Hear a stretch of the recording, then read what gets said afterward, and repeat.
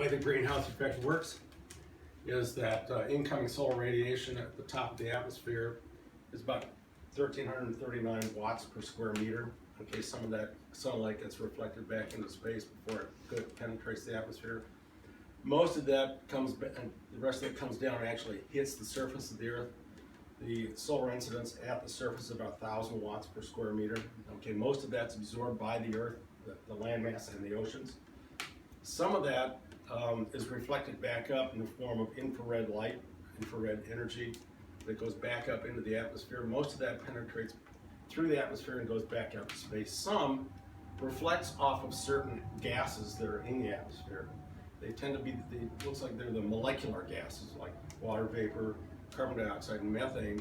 They have this characteristic of reflecting this infrared energy back into the atmosphere and back onto the surface. And as more and more of that stuff accumulates in the atmosphere, we're retaining more and more heat energy on the surface. It's like putting more blankets on your bed.